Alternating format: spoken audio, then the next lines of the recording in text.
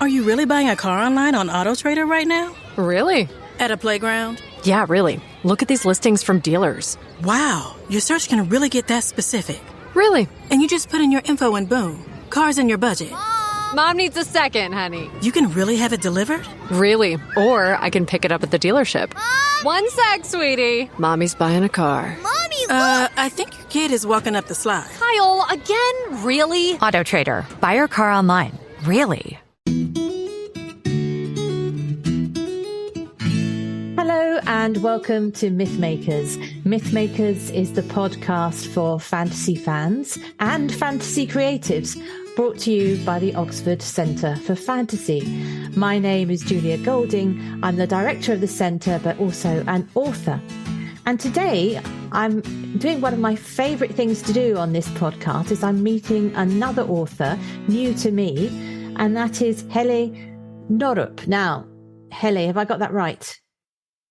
That's fine, yes. Thank you. Yeah, I think and fine. Thank you so much for having me. Fine sounds like I've got it slightly wrong. Hele, I think you said when we... So, Hele, perhaps we could start by finding out where you're from, because I think you are actually not sitting in the UK as I speak to you. No, I'm in Switzerland. I'm originally from Denmark, and I lived there until I was 18. And since then, I've been kind of moving around, living in the UK, living in the US, in Switzerland, in Austria, in Singapore, and a couple of times back to Switzerland. And that's where I am now as well. We must have a talk about how all that travel has influenced what you do. But first of all, Hele, why don't you tell us a little bit about your journey to being an author? And perhaps as you tell the story, you might want to say what kind of fantasy books you were reading along the way.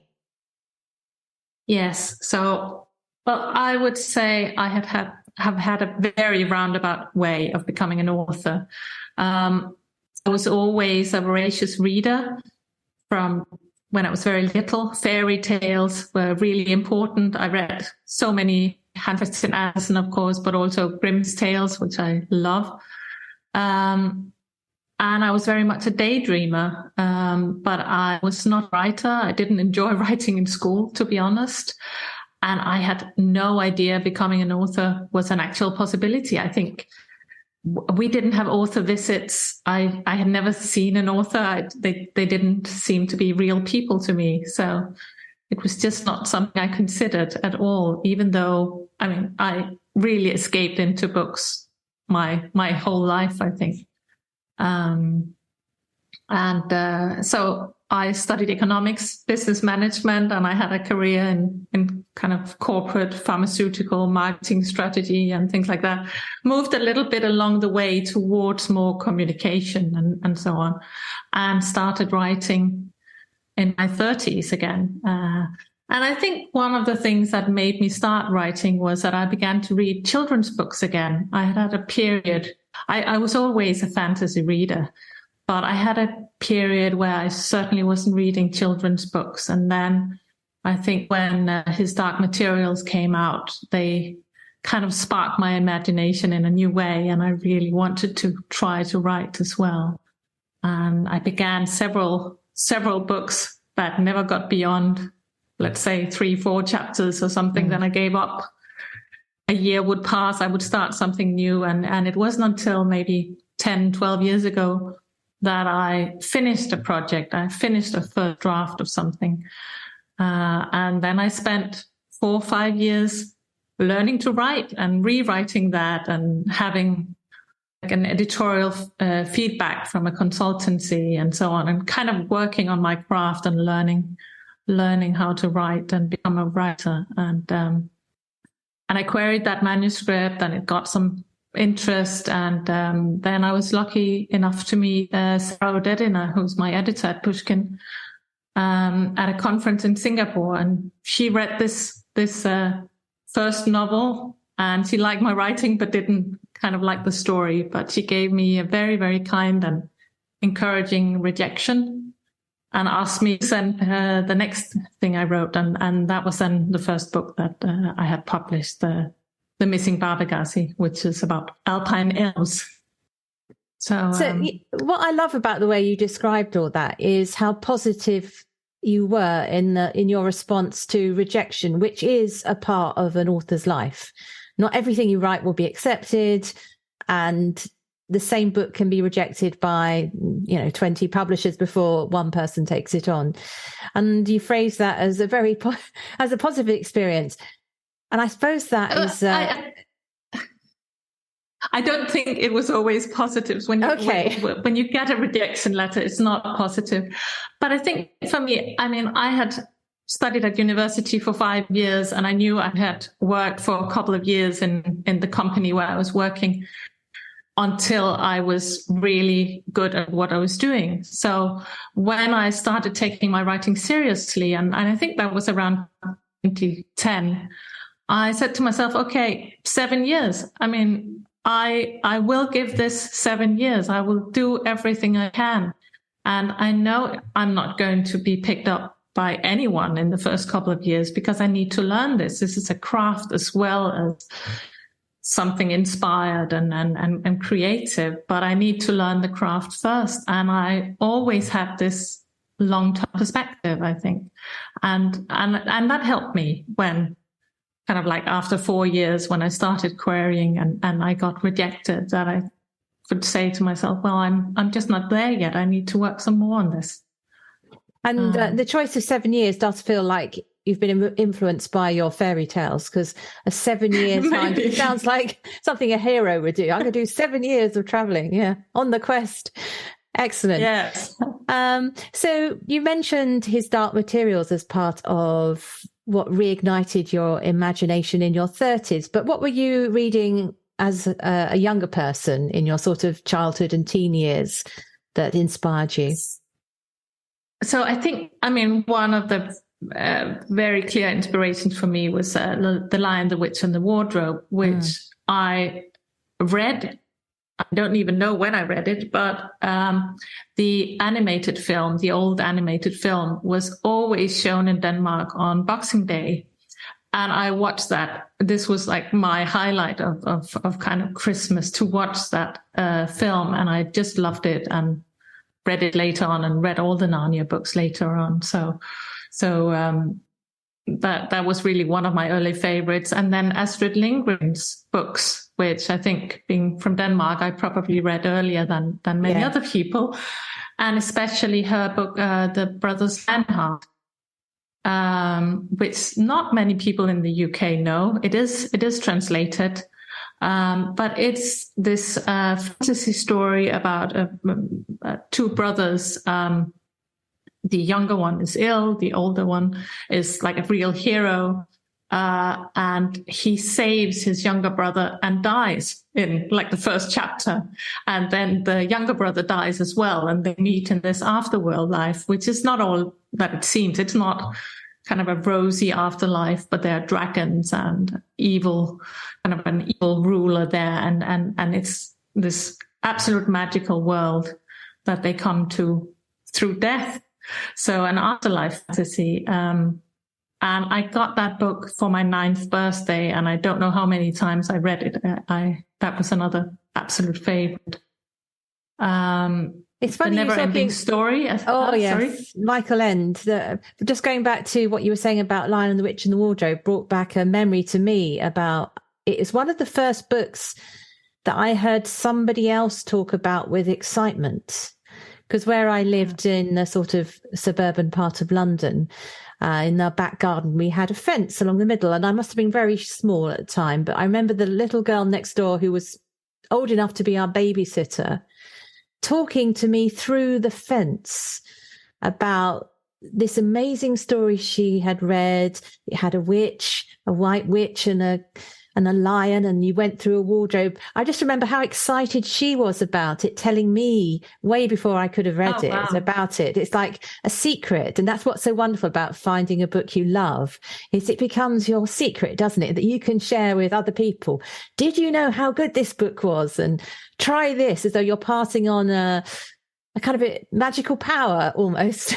That's what I love about those sorts of reads when you're a child, which really sort of take over. So the one you were talking about, the Astrid Lindgren book, was that the brothers? What was the second part of that?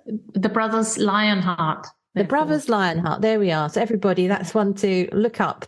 And it was very controversial. Actually, it came out, I think, in the I don't know when it came out, early 70s or something, and it was even discussed in the Swedish parliament. They considered banning it because they thought it promoted suicide, because it was this fantasy world beyond life. So it was quite an interesting book as well, from a more scholarly perspective, perhaps. Okay, so obviously read with that knowledge in advance. But yes, yeah.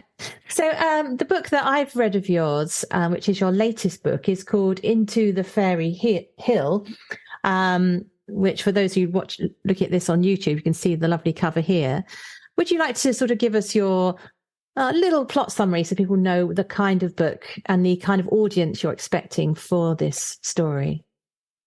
Yeah, so it's a middle grade novel, so for 9 to 12-year-olds. And it's the story of a 12-year-old boy called Alfred. He's rootless, and he doesn't feel he belongs anywhere in the world. And partly that because he's been moving around his whole life, following his dad, where his dad has been working. And the story starts when he comes to stay at his grandmother's cottage, which is in this very rural location right on the edge of something that's called the Fairy Hill.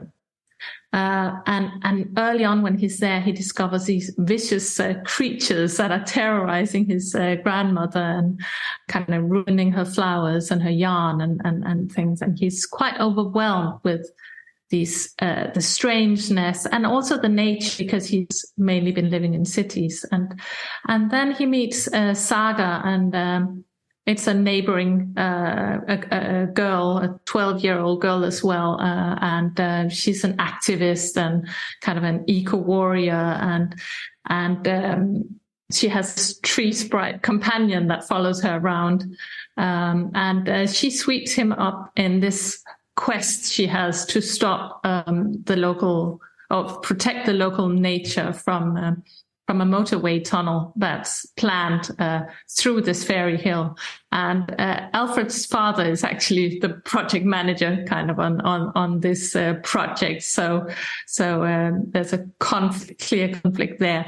But the fairies are also very much against this project, and they have their own way of dealing with people who disturb their peace. And so as Alfred and Saga are fighting against the motorway tunnel, they are drawn ever closer to this fairy world and the fairy creature. And Alfred begins to uncover some secrets about his own heritage and solve some mysteries that are around his own family. And it's very much a story about, I would say, family and friendship, and finding out where you belong, and maybe being proud of who you actually are, accepting all the parts of yourself, I would say. Yeah. Yeah. So I'm very drawn to some of the subject matter that you've used as well, because my first children's fantasy series was called The Companions Quartet, where I dramatized a sort of environmental clash as part of the story. Well, it was the story. Yeah. I think it's, clearly digging in a fairy hill is not going to go well. No, but you can see. So the actual place isn't specified, is it? But you have a very strong sense of topography, like where things are in relation to each other. Do you have secretly in your mind a real place, or is it just existing as a sort of exemplar world for you to do your story in? What's going on there? You've got a lovely map. It's kind of a mix. I would say it's a mix of different places that I've been and places that I've imagined. So it's not an entirely real place. Yeah. And this is a very lovely map compared to like the first map that I drew of the place. But well, that's nice when you get a publisher. Glad we have illustrators. Yeah, that's right. Let's give a shout out for illustrators. Yes. But there's obviously the fairy lore, which comes from many nations differently expressed. Did you have one which was your sort of home fairy lore that you were following, like in Ireland or Shakespeare or something, or were you something from Hans Christian Andersen, or is it an amalgam of all those different things? It is really an amalgam. I'm a magpie, and I have stolen from British Isles fairy lore, from Scandinavian fairy lore, from German fairy lore, from Shakespeare, yes, and even from Tolkien and other authors as well. It's very much kind of taking everything that I love about fairies and taking that. I even had a YouTube video of someone in Scotland who claims to have had his shadow stolen by little people that inspired part of this, as you will know after reading it. So I've really stolen from everywhere. That's interesting, because I thought that part about the shadow stealing might have come from Peter Pan, because of course there's the because there's a bit where he comes to get it. It's been rolled up and put in a drawer somewhere, which was his quirky idea. Oh, well, that's so interesting that that I was assuming a source and it had come from someone's real their conception of their real experience. Yes. What about how you actually get down to writing? You've got all these ideas, you've watched your YouTube videos and you've read your fairy tales and all the rest of it, and you've got your sketch map. What then happens? Are you a planner, or do you feel your way through the story? I very much feel my way through the story, I would say. I mean, I think some stories, they need time to steep, and this one has really been percolating in my mind for a long time, I think, from all of these different fairies and fairy lore. And of course, I have read different books also before writing it, from like Catherine Briggs and Diane Perkis have written really excellent books about fairies.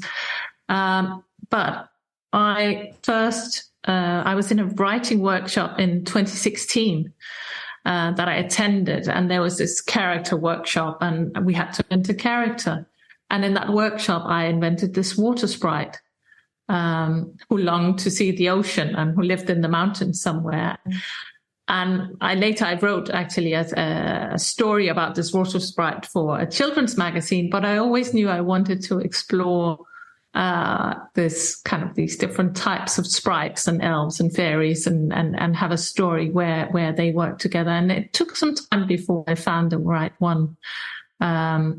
But other than that, I will start with kind of having a character and a setting and a first line. That is really what I definitely need. I also always know the ending of a story, and I like to know a couple of maybe major points in the middle of the book. It's not so much in terms of actual plot. I would say I'm very much when I'm planning, most of my planning goes into planning the character and looking at the character, how the character will develop, and then finding out what are the events that will force the character to develop in this direction, and make sure that they change throughout the story.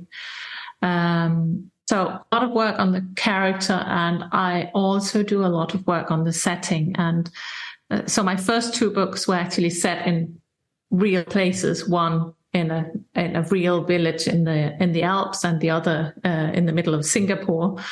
So very real places, but with the first one with some fantastical elements in the real world, and the second one also with a portal to a kind of a fantasy realm. I really need to get to know these places. So for those, it was kind of easy. Look at real maps, go around, take photos of real places, and kind of know the roots of the characters. And for this one, I did a lot of forest walks, and it was I wrote most of it during the pandemic, so I could only walk in the forest. That was quite helpful to write a kind of a nature novel at that time. And I am a hobby photographer, so I take a lot of photos, and I have a lot of photos of places I've traveled to, other forests I've traveled to, limestone caverns and underground places and everything. So I always take a lot of photos, and I use a lot of photos when I'm writing, and to as kind of springboards for the set that I'm imagining. Yeah. So, and other than that, yeah. So you don't have the experience of your publisher saying, we need a breakdown of the book before you've written it? Because I've had that a couple of times recently, and I'm actually more of a feel my way through to a story person, but I've had to basically write the novel before I write it. Which is... I have written kind of outlines, but they don't exactly follow the outlines, I would say. I don't think they look them up again. I think they No, I don't think they do, actually. They're ticking a box, so yes, she knows what she's doing. But yeah, famous last words. I'm about to hand one in where I've deviated slightly, and well, I just had to, because that's the way the story went when I was writing it. Yeah, I think it frees the imagination up to. There's things that suddenly happen when you're writing that is unplanned. Yeah. And I think sometimes those are the best bits. The only thing I will say to this kind of way of writing is that there's usually quite a lot for me to do in the second draft, because that's about finding the shape of the story and finding out what actually belongs in the story, and what needs to be scrapped. So I think the second draft for me, I really love revising and kind of finding the way through this whole kind of mess that the first draft is. Once I have an idea how I'm going to get through it, but I like seeing the improvements and how the story takes shape. But there is a lot of work, and some of my books have really taken a lot of work and a lot of rewriting. But I feel that I need the material that a first draft that's more loosely based that generates, and it also enables me to create layers in the story and kind of take from different parts of what I have spurged onto the page and make that more of a tapestry than a straightforward kind of narrative. Yeah. It's one of the things we do on our courses. We do courses that either you can take a novel through a year with some tutors, or a 6-week intensive course.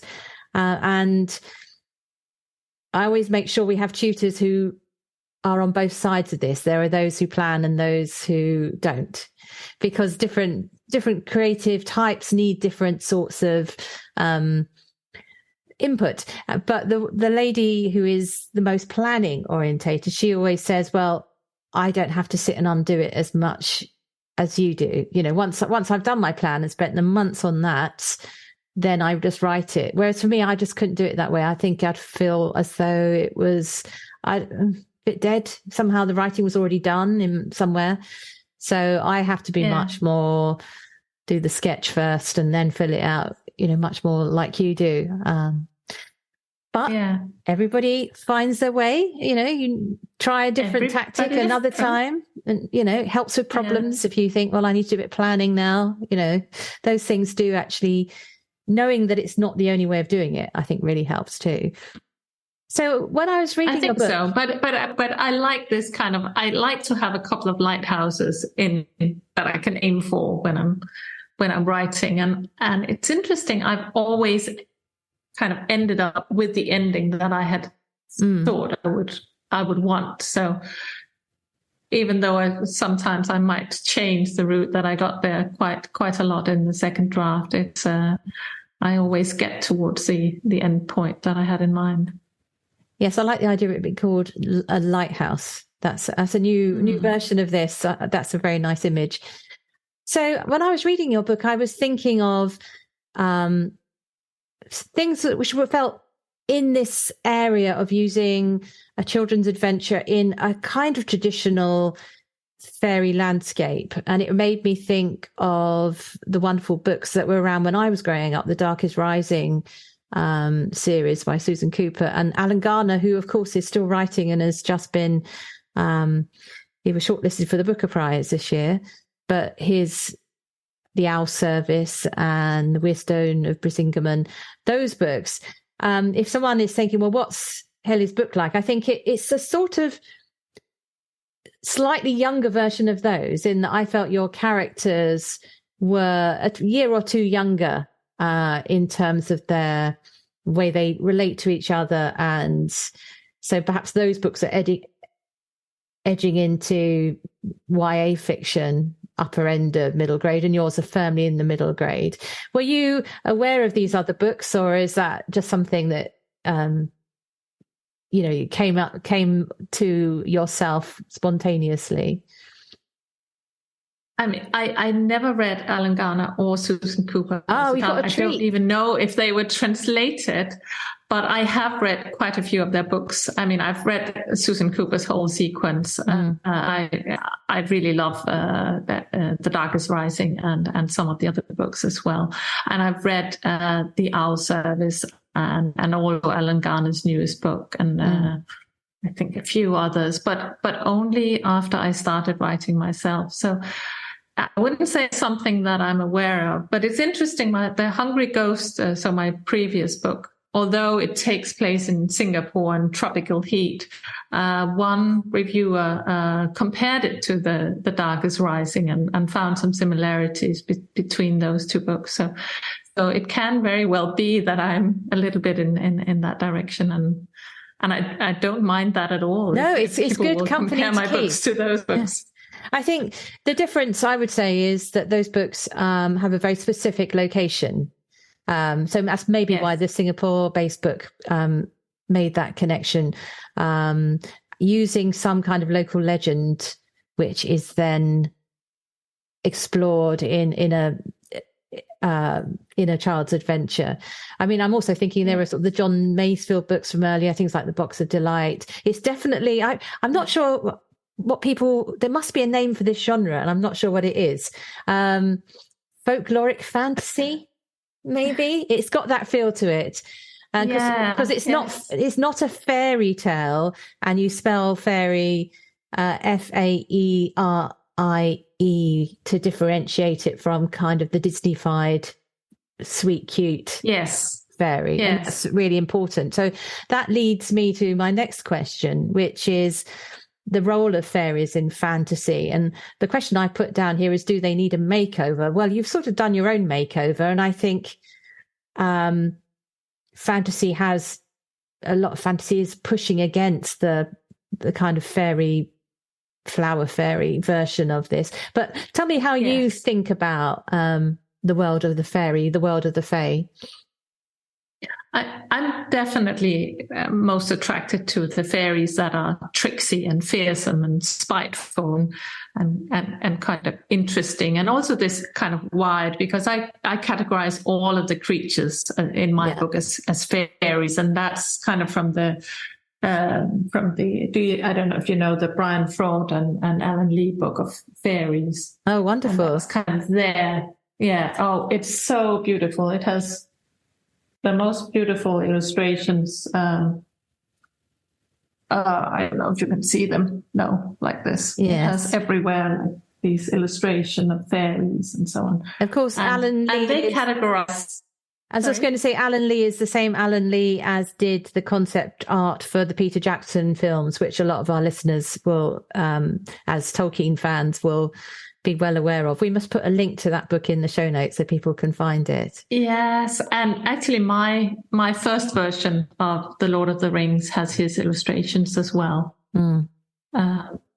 It's illustrated by Alan Lee. Yeah. So that particular book amalgamates all of these categories of sprites and brownies and fairies. And back to your question, I think it is fairies are getting a makeover in middle grade, and there's been some wonderful books published in recent years. I would say Michelle Harrison's 13 Treasures series, I think it was published maybe 10 years ago, the first book, something like that, has very tricksy fairies. And there's been like Other Land by Louis Stowell and The Chime Seekers by Ross Montgomery they were published while I was editing, and both have also kind of these vicious fairies and also influences from German fairy lore and so on. So there is a makeover, and I think in YA there has been a longer period of kind of darker fairies.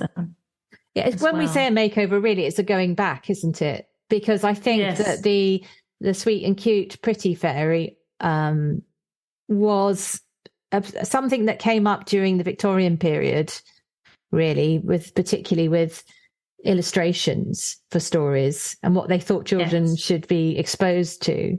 And these flower fairies, there were lots of, I think, books with flower fairies. Yeah, no, they were. I had those when I was little. They are wonderful ways of teaching you, about flowers and trees. And there's a little poem and a picture of a flower fairy describing what a daisy's like, what a daffodil's like, and so on. I can conjure up the pictures as I'm saying it here to you. So it served a purpose as a educational tool for noticing what's in the garden and on your woodland walks. But these older version of the wicked, dangerous, scary fairies are what has been in the older fairy stories. And of course, you just have to think of someone like Puck in Midsummer. That is that kind of fairy, the one who curdles the milk and mixes up the juice that you put in the eyes of lovers. They're the ones. I suppose they were thought of as a way of explaining why things went wrong at home, so it wasn't my fault. No, I think they've always kind of been used to explain different things in nature, particularly. And in Denmark, we have these kind of little Christmas elves that are also quite tricksy unless you give them the porridge for Christmas or whatever they need and so on. So they can also create, be mischievous and create problems in the homes and so on. So I think there are. But other than that, you're right. We need to go back to the original. Many of the original stories about fairies were a lot darker. Like the fairy tales were much darker. Yeah. Grimm's tales were much darker than the Disney versions have been. And also, of course, you mentioned Tolkien in passing, but his elves are an attempt to completely rewrite elves back to the more like Fae, the kind of people who rode out of the fairy hills and changed the world and took people off for captivity for 7 years. These were not kind and gentle creatures in the landscape, though he was trying to make his more invent a whole kind of new elf, a sort of an original people kind of idea. Yes. But he was doing a similar job as you and other writers are doing to the smaller fairies, shall we say, the sprites, that level of in our height lineup. Yes. So we touched briefly already on the importance of maps for your world building, but you also seem to have visited places so you may have visited a particular street in Singapore or a particular glade in a forest that you use to locate your story. So when you're doing that, do you literally go with a pen and paper and take notes, or is it thinking back from your couch like Wordsworth does? No, I will. When I was walking here during the lockdown period, I would speak notes into my phone about what I could hear, what I could kind of smell and sense, and in addition to taking photos. And I've done that quite a lot for my other books as well, kind of getting all of the senses into the setting, which I think is really important. But I am very visual, so I think, and that's why I use photos a lot and maps a lot and so on. But I'm aware that I'm visual, so I need to bring in all the other senses as well. That's a really good point, because we do tend to, in description, people tend to start with what they see. Yes. And that is obviously doesn't speak to everybody because not everybody is sighted, but also when you actually think of your reaction to a place, the way you interact with it may be something else, like how cold it is, how warm it is, what the humidity is like, how loud the noises are, how quiet it is. So you're right. One of the top tips for writing is to close your eyes in that world for a bit, and see what happens. Yes. No. And I think that all the world builders that are amazing at kind of doing that, they take this full rounded view of the world and the landscape. And I think I also like this. I mean, Tolkien is of course the ultimate world builder, I would say.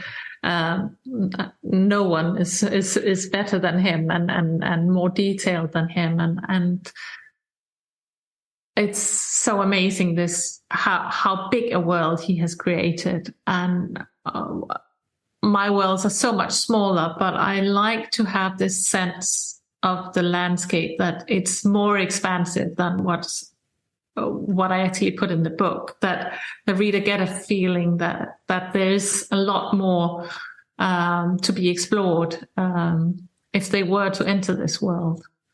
Yeah, absolutely. So one of the things I noticed reading your book is how you have places, I've called them liminal, and we were talking before we started recording about what I meant by that. So there are spaces in your landscape which belong both to fairy and to not the real world, our world. Do you feel, I mean, I think in a way a book is like that. A book is a space which when you're sitting reading it, you are in our ordinary world, but also your brain is somewhere else. It's gone somewhere else. So I was thinking about the power of those liminal spaces. Do you find yourself drawn to writing about the places that are changeable and can be one or other? You mentioned that you've written a portal fantasy. That seems like, absolutely in this way, because a door is the thing. Yes. And I would say this is also a kind of Into the Fairy Hill is also a portal fantasy. And I've always been drawn to these books that are set in the kind of borderlands between what's real and fantastical. I think like for instance, The Lion, the Witch and the Wardrobe, this thing that there can be a wardrobe that you could open and you could enter another world has just always been the most amazing thing. And you're right, books are like that. And I wanted to mention another book that I loved growing up, and that's The Never-Ending Story. I don't know if you've read it, but that is actually that you go through the book, the reader of the book becomes the character in the story. And I think that has been a huge inspiration as well, because there is, especially with these liminal spaces, that there is an influence from one world to the other, that there's a cause and effect perhaps between the real world and the fantastical, and maybe even the other way around as well. I think that is really interesting to explore, and Into the Fairy Hill, with that kind of part of the climate aspect of it is also that when we in the real world destroy nature, that kind of also destroys part of the fairy world. So that is a cause and effect that happens between the worlds. But I'm very drawn to all stories that kind of open from the real world and into another world. And it is interesting to write that. But I would say one of the challenges is then also to invent and create these liminal spaces and create the portal from one place to another in something that feels new and feels a little bit fresh, because there are, of course, a lot of tropes in this area. I think it's also about what we do when we play, particularly as children in make-believe play. So you give a child a box of dressing up clothes and go away, and when you come back, they're in a throne room or they're in outer space. They say, right, this place here is now also this. Yeah. I remember watching, we went on a family holiday to a sort of very basic little house in Tuscany. So there wasn't much, there was no play toys, but we had sort of lots of small children with us. And initially the children were sort of saying, oh, I'm bored, that thing. And then left alone, they organized themselves into taking all the sort of broken bits of garden furniture to build a rocket, and off they went on their adventures in the mines. It was a bit like watching them turn into Enid Blyton children, going off up the hill on adventures with the oldest one leading the way and the youngest one, being looked after at the back. And I was thinking, yes, that we have this natural instinct, don't we? Particularly when we're in the outdoors, to look at a space and think, what else can this be? Who else could live here? Be it a historical idea back in time or a fantasy idea. So bring in magic.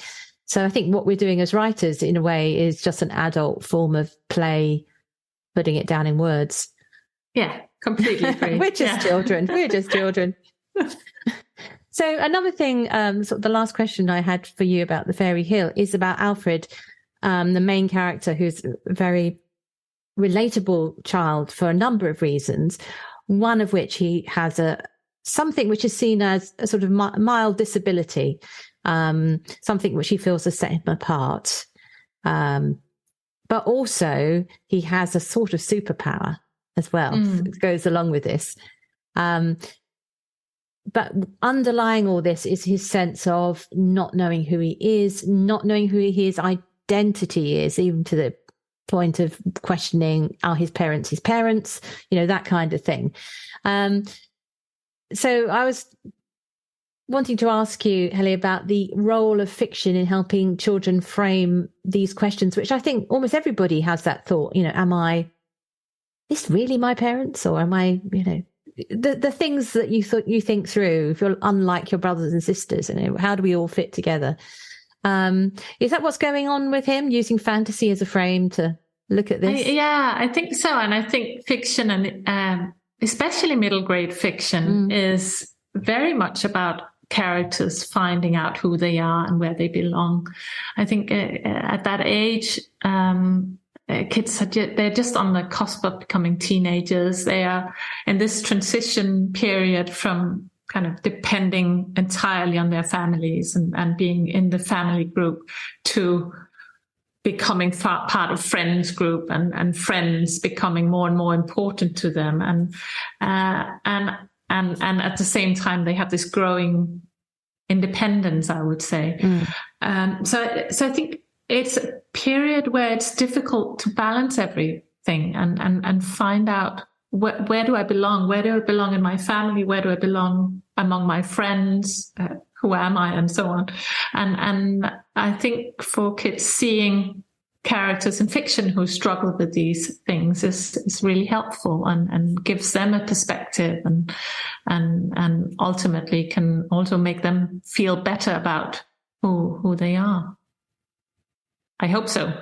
I think they will. I think that was. We won't spoil the twist, but just that is one of the big mysteries in it, which has a satisfactory conclusion, shall we say? Thank you, Helle. We have a recurring segment in our podcast. There are two things we do. One is we decide where is the best place in all the fantasy worlds for something, and also a fantasy tip. So thinking about what would be the appropriate location or thing to ask you about, one of the key locations in Fairy Hill is a limestone cavern, and that got me thinking about caves and their presence in fantasy stories.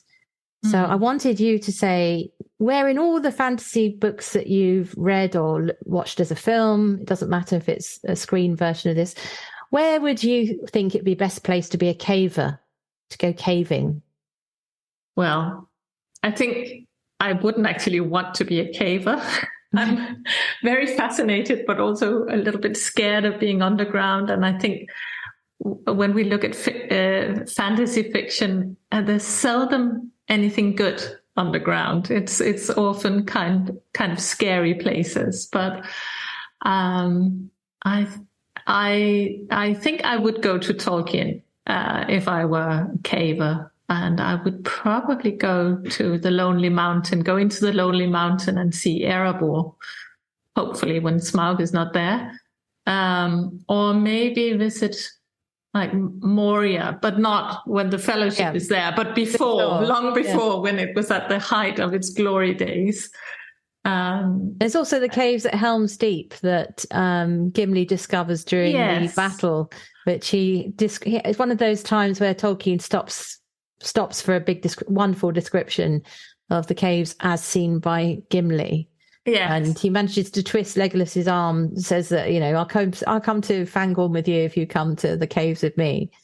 Yeah. So no, I think I agree. But as you've picked that, I'm going to have to come up with somewhere else. Well, I suppose Pirate Caves is one place where you do get the concept of sort of, caves of treasure. So we were talking about Peter Pan earlier, but there's a great pirate cave there with the face that looks like a skull. Yes. They're in. So that would be a fun one to visit. Not very safe, but then I suppose, as you said, caves don't tend to be safe. No, they don't. But I have been to New Zealand when we lived in Singapore, and I have visited Hobbiton, but also visited these Waitomo glowworm caves that have inspired the setting in my book. And that is actually where they recorded a lot of the sound for the film, so for the underground setting at least in the Hobbit movies. I'm not sure if they did already with the Lord of the Rings movies. But they are absolutely magical caves, and there's an underground river, and you have all of these glowworms hanging down from the ceiling and lighting everything up. It's a really beautiful place. Yeah, delightful, absolutely delightful. Yeah. And a lovely little bit of trivia for us all. And so, finally, would you like to give us a fantasy tip? Something that you'd like to recommend to our listenership? Well, if it would be a writing tip. You can do either. You can define that as you like. I would say for writing fantasy, we touched on this earlier, but to make the setting and the world as believable as possible. It's about bringing all the senses in, bringing kind of familiar scents and sounds and sights and so on into this fantastical, so it can be anchored in something the reader already knows, and the same I would say for characters or fantasy characters.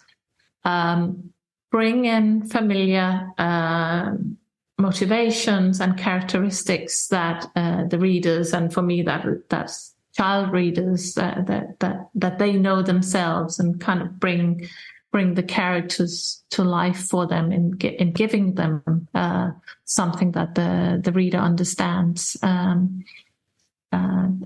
That I think is really key to placing it. And I would also say in the kind of books that I write that are set both in the kind of a real world setting and enter a fantasy setting, it's just extremely important that the reader can't find fault with the real world. It has to be really, really real.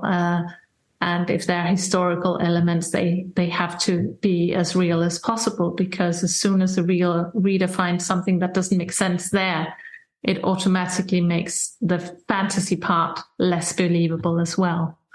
So that I would say anchor kind of the real world in a very real place.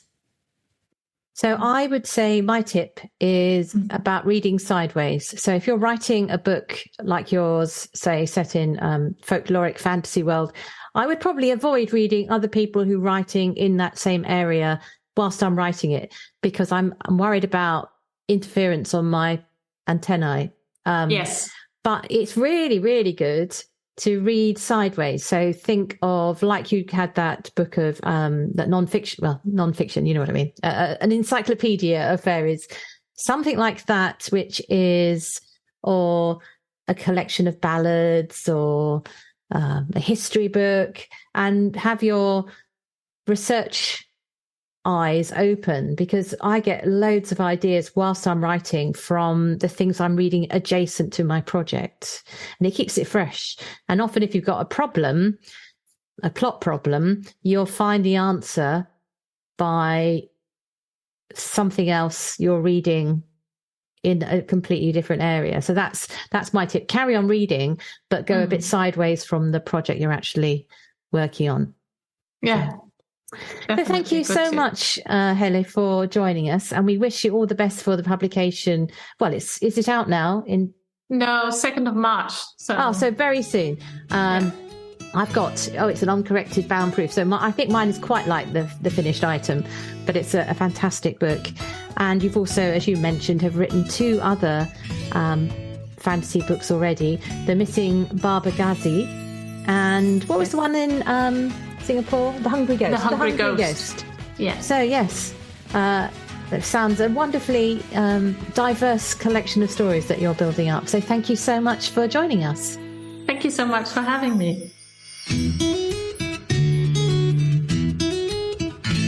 Thanks for listening to Mythmakers Podcast, brought to you by the Oxford Centre for Fantasy.